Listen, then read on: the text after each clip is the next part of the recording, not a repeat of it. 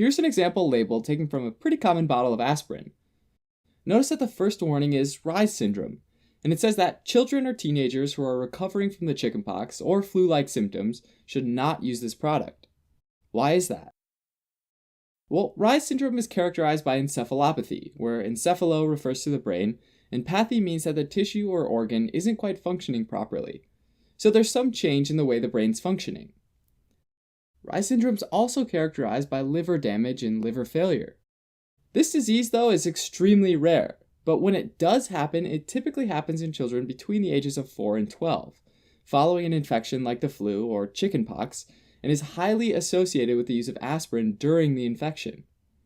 Since this association was found, the incidence of Reye syndrome has dropped significantly, and has led to the requirement of the warning seen on the label for aspirin. Why, though, does Reye syndrome seem to happen most often when aspirin is taken during an infection in children?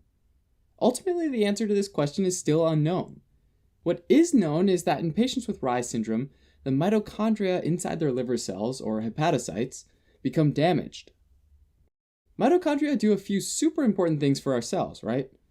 Including oxidative phosphorylation and fatty acid beta oxidation, both of which help provide energy as ATP to the cell. So mitochondria are the energy producers of the cell, right? And when the cells can't generate ATP, they can eventually die because they've lost their main source of energy. Since the liver cells seem to be the main cells targeted in Reye syndrome, the liver becomes one of the main organs affected. Still, the question of how mitochondria, specifically in hepatocytes, become damaged remains mostly a mystery. It's known that salicylates like aspirin are able to uncouple oxidative phosphorylation, essentially meaning it makes it not work anymore, which might help to explain their involvement in mitochondrial destruction. But it's still unclear what relationship exists with viral infection, though there certainly seems to be one. Whatever the case, as the hepatocytes die and the liver becomes dysfunctional, blood doesn't get filtered, and so it doesn't get the nitrogen-containing toxins filtered by the liver like it normally would. This leads to an increased amount of ammonia in the blood. Since ammonia can diffuse across the blood-brain barrier, it starts to interfere with brain function, causing the characteristic encephalopathy seen as Reye syndrome progresses. Ammonia appears to mainly target astrocytes, a type of glial cell in the brain, and although the mechanisms aren't fully understood, ammonia seems to cause astrocyte swelling and oxidative damage. As ammonia damages brain cells, the brain becomes more inflamed, leading to swelling and edema characteristic of encephalopathy. These patients then progress through a series of general encephalopathy signs and symptoms related to declining brain function, increasing cerebral edema, and increasing intracranial pressures. First, the patient might be quiet, lethargic, or sleepy, and they might also vomit. Next, they enter into a state of stupor, with the potential for seizures, decorticate responses to stimuli, along with an intact pupillary reflex. At stage 3, patients might enter into a coma, and now might present with a decerebrate response, and no longer have a pupillary reflex. In stage 4, the patient moves into a coma and they lose their deep tendon reflexes, and they rapidly decline to stage 5, which is death. Blood tests for Reye syndrome will be reflective of liver damage and mitochondrial damage. For example, you'd expect to see an increase in transaminases, which are liver enzymes used for amino acid metabolism, that get into the blood as liver cells die.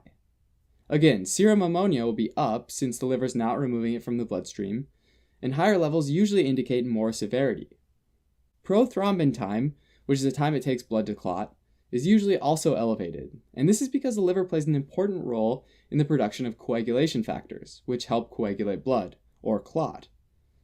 So when the liver is dysfunctional, coagulation factor production is decreased, and so it takes longer for blood to clot. The liver also plays a huge role in regulating the storage of glycogen. When food is ingested, the liver helps convert glucose to glycogen. When food is restricted, the liver helps convert glycogen to glucose for energy. Therefore, when the liver is dysfunctional, it's not able to convert glycogen to glucose when food is restricted, leading to low blood sugar or hypoglycemia. Likewise, with food ingestion, it can't convert glucose to glycogen, and patients get high blood sugar or hyperglycemia. Treatment of Reye syndrome usually involves careful monitoring and supportive measures in intravenous fluids. The damage to brain cells induced by ammonia tends to lead to cerebral swelling, inflammation, and edema, which lead to the worsening symptoms associated with encephalopathy. So a major goal is to reduce the swelling and edema. Mannitol or glycerol might be given as a way to try to reverse the osmotic gradient with cerebral edema and essentially pull some of this fluid from the brain back into circulation. Also, induced hyperventilation might be used to help reduce fluid buildup in the brain as well. Thanks for watching. You can help support us by donating on Patreon or subscribing to our channel or telling your friends about us on social media.